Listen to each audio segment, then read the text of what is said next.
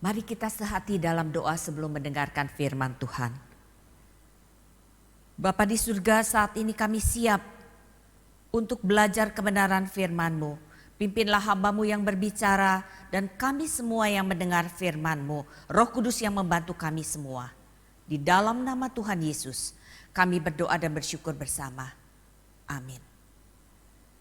Jemaat sekalian, selama bulan Maret kebaktian doa kita mempunyai tema menjadi murid dan menjadikan murid.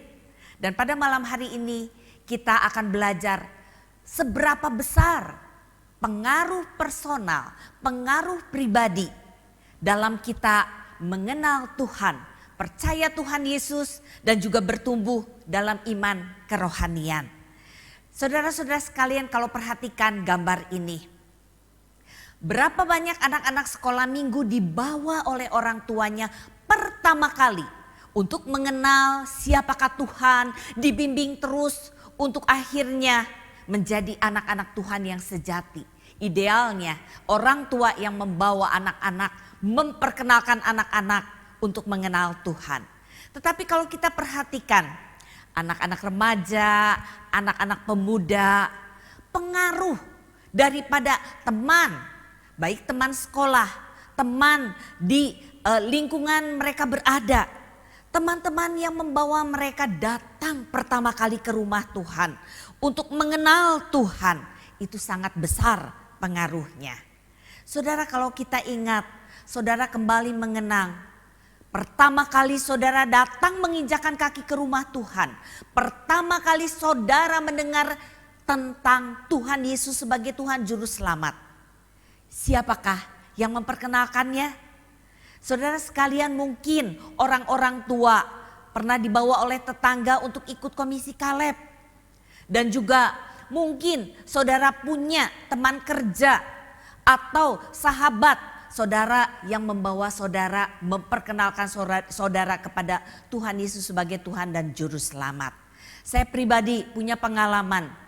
Pertama kali datang ke gereja, mengunjungi gereja yang cukup besar, yaitu diajak oleh teman sekolah waktu kelas 6 SD. Kami saling jemput untuk bisa datang ke gereja. Dan waktu pertama kali datang ke gereja, wah saya sangat bersyukur. Ada seorang teman yang mengajak untuk ikut paduan suara, lalu guru sekolah minggu membimbing untuk bisa mengikuti kebaktian doa komisi remaja, begitu ya. Dan sampai setelah saya pemuda dibimbing untuk ikut kelas kelompok tumbuh bersama, pemahaman Alkitab, lalu dibimbing pelan-pelan menjadi pengurus, menjadi guru sekolah minggu, ikut dalam perkunjungan, pembesukan, dan semuanya itu saudara membekali saya untuk pelayanan menjadi hamba Tuhan. Sungguh bersyukur betapa besarnya pengaruh personal, pengaruh pribadi seseorang dalam pertumbuhan rohani, dalam pertobatan seseorang. Dan kalau kita perhatikan dalam kisah Alkitab, kita lihat kisah Yesus dengan perempuan Samaria. Bagaimana kita melihat Yesus mendatangi, berbicara terlebih dahulu, menyapa terlebih dahulu perempuan Samaria. Dari sebutan perempuan Samaria menunjukkan status siapakah perempuan ini, yaitu orang Samaria yang dimusuhi oleh orang-orang Yahudi. Orang Yahudi tidak mau bergaul dengan orang Samaria karena latar belakang mereka. Orang Samaria ini punya nenek moyang, mereka kawin campur antara orang Yahudi dengan orang yang belum percaya kepada Tuhan. Jadi mereka dikucilkan, mereka tidak diperhatikan dan bahkan dijauhi oleh orang Yahudi. Tetapi kita melihat dari kisah ini, Tuhan Yesus sendiri yang menyapa, Tuhan Yesus sendiri yang berinisiatif terlebih dahulu untuk menyapa perempuan ini. Terlebih saudara, kalau kita tahu dari bacaan Yohanes 4, background perempuan ini waktu ditanya oleh Tuhan Yesus, mana suamimu? Dia katakan, aku sudah punya 4 suami dan sekarang suami yang tinggal dengan dia sekarang itu belum tentu suaminya. Jadi kita bisa menilai bagaimana background perempuan ini yang tambah membuat perempuan ini semakin dikucilkan di masyarakat. Tetapi indah sekali saudara, Tuhan Yesus menyapa. Tujuan Tuhan Yesus menyapa perempuan ini tidak lain tidak bukan memperkenalkan karunia Allah. Yohanes 4 ayat 10 dikatakan apa? Jikalau engkau tahu tentang karunia Allah dan siapakah dia yang berkata kepadamu, berilah aku minum. Niscaya engkau telah meminta kepadanya dan ia telah memberikan kepadamu air hidup. Tujuan Tuhan Yesus menyapa perempuan ini, berdialog dengan perempuan ini tidak lain untuk menyatakan karunia Allah dan untuk memperkenalkan dirinya sebagai pemberi anugerah, pemberi keselamatan yang sejati yang dibutuhkan oleh perempuan ini, yang dilambangkan dengan apa? Air hidup yang akan diberikan oleh Tuhan Yesus kepada perempuan ini. Dan saudara perhatikan selanjutnya, dari percakapan yang terus antara Tuhan Yesus dengan perempuan Samaria ini, mulailah muncul kerinduan dari perempuan Samaria untuk membicarakan hal-hal rohani. Dan dia kemudian menyadari atas dirinya yang begitu berdosa. Dia menyadari bahwa dia butuh sosok, butuh pribadi yang dapat membereskan dosanya, yaitu pribadi Mesias, Kristus yang dapat membebaskan dia dari dosa. Maka di Yohanes 4 ayat 29 perempuan ini yang berkata begini, mari lihat, di sana ada seorang yang mengatakan kepadaku segala sesuatu yang telah kuperbuat. Mulai dia katakan apa? Mungkinkah dia Kristus itu? Mulai kerinduan akan kerohanian muncul dalam diri, dalam pikiran perempuan Samaria ini. Dan saudara, kalau kita perhatikan selanjutnya, besarnya pengaruh pribadi, percakapan, kata-kata Tuhan Yesus kepada perempuan Samaria ini yang memperkenalkan kabar sukacita, memperkenalkan anugerah Allah. Kita lihat Yohanes 4 ayat 39. Akhirnya saudara, perempuan ini bisa menyaksikan kepada orang-orang Samaria yang tinggal satu kota dengan dia. Dikatakan apa? Dan banyak orang Samaria dari kota itu telah menjadi percaya kepadanya, percaya kepada Yesus. Karena apa? Karena perkataan perempuan itu. Secara pribadi perempuan itu telah bertemu dengan Tuhan Yesus, telah menerima anugerah keselamatan dari Yesus, kemudian dia mengatakan kepada penduduk kota itu. Dia katakan apa? Ia mengatakan kepadaku segala sesuatu yang telah kuperbuat. Dan ayat 41 akhirnya apa? Dan lebih banyak lagi orang yang menjadi percaya karena perkataannya. Perkataan Yesus setelah orang-orang itu datang langsung mencari Tuhan Yesus. Ayat 42. Dan mereka berkata kepada perempuan itu, kami percaya, tetapi bukan lagi karena apa yang kau katakan. Sebab kami sendiri telah mendengar dia dan kami tahu bahwa dialah benar-benar juru selamat dunia. Apa yang dikatakan perempuan Samaria ini begitu sederhana. Dia mengatakan, mari lihat. Lihat, apakah ini Kristus juru selamat? Mari lihat. Lalu orang-orang Samaria akhirnya mengalami pengenalan secara pribadi kepada Tuhan Yesus. Dan dikatakan seluruh kota akhirnya mengenal Tuhan Yesus sebagai Tuhan dan juru selamat. Saudara, memberi pengaruh personal pertama-tama dapat dilakukan dengan cara apa? Menceritakan pengalaman iman. Apa itu pengalaman iman? Yaitu perjumpaan pribadi dengan Tuhan Yesus sebagai Tuhan dan juru selamat. Saudara-saudara sekalian, tentu setiap kita yang saat ini sudah puluhan tahun menjadi murid Kristus, puluhan tahun sudah ke gereja, diharap. Kenapa saudara bisa rindu datang ke rumah Tuhan? Kenapa saudara bisa rindu untuk melayani Tuhan? Pasti saudara punya pengalaman awal. Diawali pengalaman pribadi bagaimana Tuhan sudah menjamah hati pikiran saudara. Membukakan hati pikiran saudara, menyadarkan akan dosa. Dan Roh Kudus mengingatkan, upah dosa adalah maut. Maut itu apa? Kematian di bawah hukuman selama-lamanya.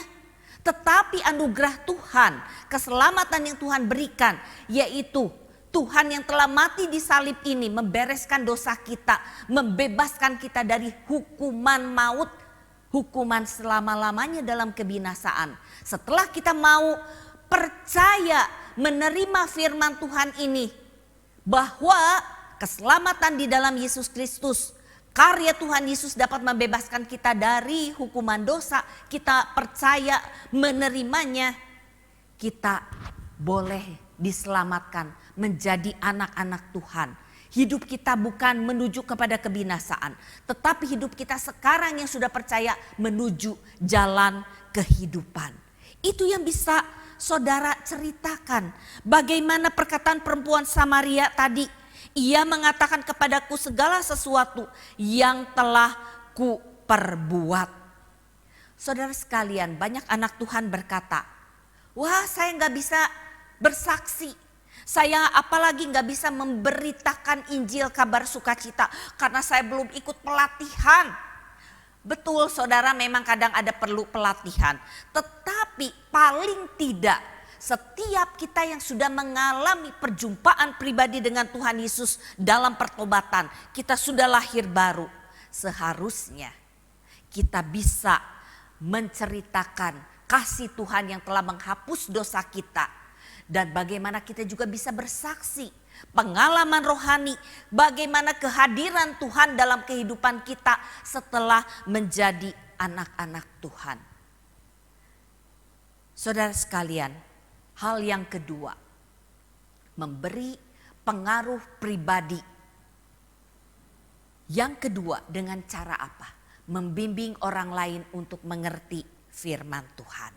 Saudara ingat ada satu kisah, saudara ya, dalam Kisah Para Rasul. Bagaimana Filipus, salah seorang murid Tuhan Yesus, yang waktu itu dipimpin oleh Roh Kudus, digerakkan oleh Roh Kudus untuk mendatangi sida-sida orang Ethiopia. Nah, sida-sida ini dia pergi ke Yerusalem untuk berbakti, beribadah. Dia seorang yang takut akan Tuhan. Nah, dalam perjalanan dari Yerusalem mau pulang kembali begitu ya, menuju jalur Gaza begitu. Tuhan memimpin menggerakkan Filipus untuk bertemu dengan sida-sida dari Ethiopia ini. Waktu di jalan, sida-sida ini naik kereta, dia punya kerinduan untuk lebih mengerti firman Tuhan. Dia baca tuh kitab Yesaya. Lalu Filipus bertanya kepada sida-sida ini. Filipus katakan apa saudara? Mengertikah Tuhan apa yang Tuhan baca itu? Lalu jawab sida-sida itu di Kisah 8 ayat 31. Bagaimanakah aku dapat mengerti kalau tidak ada yang membimbing aku? Lalu ia meminta Filipus naik dan duduk di sampingnya. Dan akhir cerita dari penjelasan firman Tuhan oleh Filipus, akhirnya sida-sida dari Ethiopia ini mengerti tentang Tuhan Yesus sebagai juru selamat dan akhirnya dia dibaptis. Saudara-saudara sekalian, memberi pengaruh personal untuk apa? Membimbing orang lain mengerti akan firman Tuhan. Itu pun diperlukan pada saat ini. Pernyataan sida-sida yang berkata kepada Filipus yang mengatakan, bagaimana aku dapat mengerti kalau tidak ada yang membimbing aku? Itu pun sering diungkapkan oleh anak-anak Tuhan saat ini. Waktu ditanya anak-anak Tuhan, kenapa Bapak atau Ibu tidak membaca Alkitab? Jawabannya apa saudara? Wah, banyak dari ayat Alkitab saya tidak mengerti. Nah, itu kan jawaban yang umum sering kali kita dengar. Nah, saudara-saudara sekalian, siapa yang dapat menjadi pembimbing saudara-saudara seiman? Saat ini di masa pandemi, mungkin kita tidak bisa bertemu langsung pribadi secara pribadi. Tetapi sinode sudah memfasilitasi, ada gema, gerakan membaca Alkitab setiap hari saudara. Ayat Alkitab tiap pasal diberi penjelasan, ada dalam bentuk audionya, ada dalam bentuk videonya saudara. Ada juga kita kelompok-kelompok ke hati. Saudara, berapa banyak saudara merasakan bertumbuh? Kalau banyak mahasiswa-mahasiswa ya dulu ya bertumbuh dalam iman, dalam kerohanian karena apa? Ikut kelompok tumbuh bersama, kelompok pemahaman Alkitab baik di kampus, baik di gereja saudara.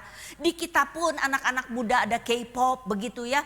Lalu khususnya untuk seluruh jemaat ada program ke hati. Melalui ke hati ini kita bisa sharing. Sharing apa? Mempraktekkan kebenaran firman Tuhan dalam kehidupan sehari-hari. Lalu ada firman Tuhan yang kita tidak mengerti, bisa kita ungkapkan dalam kelompok-kelompok kecil di kehati. Kita bisa saling memberikan penjelasan, saling membangun, saling memotivasi.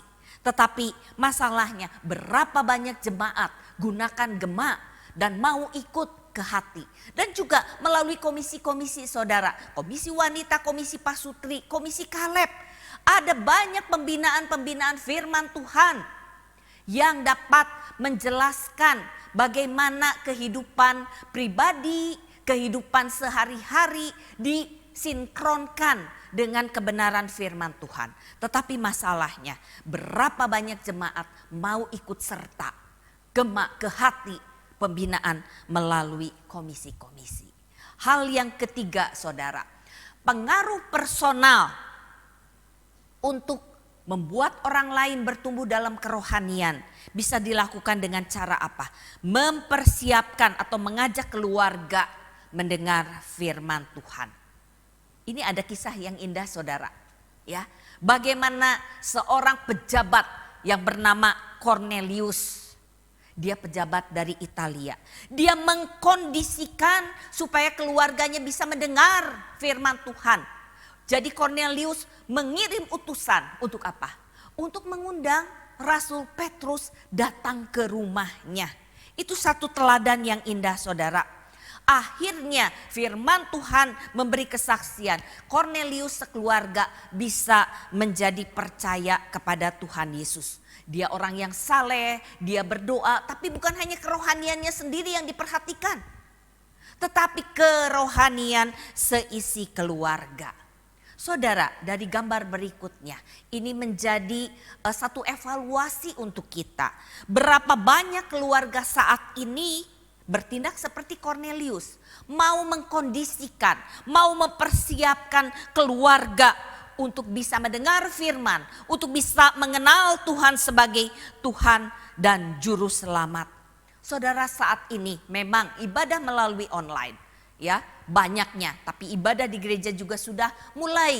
Saudara, berapa banyak saudara yang mengerti akan gadget begitu ya, bagaimana bisa membantu orang tua kita yang sudah sangat tua untuk memfasilitasi bisa ikut kebaktian online ya, disiapkan HP-nya, disiapkan link internetnya, orang tua bisa tinggal pijit saja linknya dengan mudah. Berapa banyak anak atau cucu membantu nenek atau kakek untuk bisa ikut kebaktian online.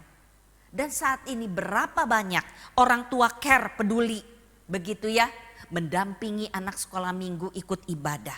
Bagaimana berapa banyak orang tua mengingatkan selalu anak remaja pemudanya untuk tidak lupa ikut ibadah. Saudara-saudara sekalian, ada satu kisah kesaksian yang indah ya saudara. Tahun 1900 ada seorang sarjana yang bernama Benjamin Warfield. Dia mengadakan penelitian kepada dua orang ya dari dua keluarga yang hidup di abad 18, hidup sama-sama di New York. Penelitian dia ingin membandingkan pengaruh iman orang tua kepada keturunannya selama kurun waktu tertentu. Yang diperbandingkan adalah pertama keluarga Jonathan Edward. Ya hidup antara tahun 1700-an begitu ya. Jadi abad ke-18. Jonathan Edward ini sangat dikenal orang yang takut akan Tuhan. Dia seorang suami, seorang ayah yang begitu mengasihi Tuhan, begitu care, begitu perhatian kepada pekerjaan Tuhan, dan juga sangat mengasihi keluarga. Karena dia pintar sekali ya, dia akhirnya menjadi rektor di usia yang sangat muda. Setelah jadi rektor di university, dia juga akhirnya Tuhan pakai menjadi pengkhotbah begitu ya. Dan menurut catatan dalam kehidupan Jonathan Edward, tidak pernah sekalipun dia merugikan keuangan negara. Bahkan dia memberikan banyak sumbangsi, banyak masyarakat yang tadinya terhilang, hidup dalam dosa, akhirnya mereka bisa percaya kepada Tuhan, bertobat, dan juga menjadi masyarakat yang berguna bagi bangsa dan negara. Nah, dalam kesibukannya Jonathan Edward tidak lupa selalu mengutamakan membawa 11 anaknya, saudara. 11 anak untuk ke gereja dan beribadah di hadapan Tuhan. Dan dari penelitian, saudara, setelah sekian tahun begitu, si Benjamin ini menelusuri dari 1.000 orang keturunan Jonathan Edward. Dikatakan ada 13 orang jadi rektor, 65 orang jadi profesor, dan menarik, 100 orang jadi pengacara, 30 orang jadi hakim. Dan ada 100 orang yang menjadi pendeta, 100 orang menjadi misionari, saudara. 80 orang punya kedudukan penting di masyarakat. 1 orang ada jadi wakil presiden, dan 1 orang ada jadi istri wakil presiden, dan banyak yang jadi senator, ya, penilik keuangan pemerintah dan sebagainya. Intinya semua keturunan Jonathan Edward jadi orang yang berguna bagi masyarakat dan menjadi orang-orang yang memuliakan Tuhan. Tetapi sebaliknya, saudara, sebaliknya seorang yang diselidiki, yaitu kehidupan dari Max Juk. Nah, si Max ini dia seorang yang ateis, tidak takut akan Tuhan. Bahkan waktu anak-anaknya ada yang rindu untuk ke gereja, dia larang, saudara. Dan dia itu seorang pemabuk, tidak punya pekerjaan tetap, dan tidak heran kalau dia beberapa kali masuk penjara. Dia tidak perhatikan istri, tidak mengasihi istri dan anak-anaknya. Dan dalam kurun waktu tertentu diselidiki, dia punya keturunan 540 orang. Dan sungguh menyedihkan, saudara, 310 orang jadi pengemis, 150 orang masuk penjara, kurun waktu 13 tahun masuk penjaranya. Dan 100 orang jadi pemabuk, dan banyak anak-anak atau cucu perempuannya menjadi wanita yang tidak baik. Saudara-saudara sekalian, sungguh menyedihkan kita melihat bagaimana pengaruh iman orang tua terhadap anak-anak dan keturunannya. Jadi jangan kita meremehkan peran bimbingan rohani orang tua untuk anak-anaknya. Saudara, kita perhatikan mereka murid-murid Tuhan yang membawa pengaruh personal dalam pertobatan dan kerohanian orang lain. Yaitu mereka yang merespon pimpinan Roh Kudus dan mau taat melakukan perintah Tuhan. Perintah Tuhan yang dapat dilakukan minimal tadi ada 3, yaitu berani menyaksikan iman, berani menyaksikan bagaimana pertobatan pertemuan pribadi dengan Tuhan Yesus. Dan juga yang kedua, berani membimbing orang lain, menolong orang lain untuk mengerti firman Tuhan. Dan yang ketiga seperti kisah Cornelius, bagaimana kita juga memfasilitasi keluarga untuk percaya, untuk mengenal Tuhan Yesus sebagai Tuhan dan Juru Selamat. Kiranya firman Tuhan ini menguatkan kita, pengaruh personal secara pribadi, sungguh-sungguh besar pengaruh terhadap pertobatan orang lain, terhadap pertumbuhan kerohanian orang lain. Mari kita berdoa. Tuhan, firman-Mu sudah berhenti kami dengar. Tetapi tolong kami ya Tuhan untuk taat akan pimpinan Roh Kudus, untuk menyaksikan iman kami kepada keluarga kami, untuk mengutamakan iman kami kepada keluarga kami yang terdekat, kepada lingkungan kami, sehingga lebih banyak lagi orang-orang yang bisa mengenal Tuhan, lebih banyak lagi orang-orang punya pertobatan, perjumpaan pribadi dengan Tuhan, dan lebih banyak orang lagi bertumbuh dalam iman kerohanian karena mengerti firman Tuhan. Pakailah kami ya Tuhan menjadi murid Tuhan yang dapat memuridkan orang lain. Inilah doa kami Bapa. Di dalam nama Tuhan Yesus kami berdoa dan bersyukur bersama. Amin. Tuhan memberkati.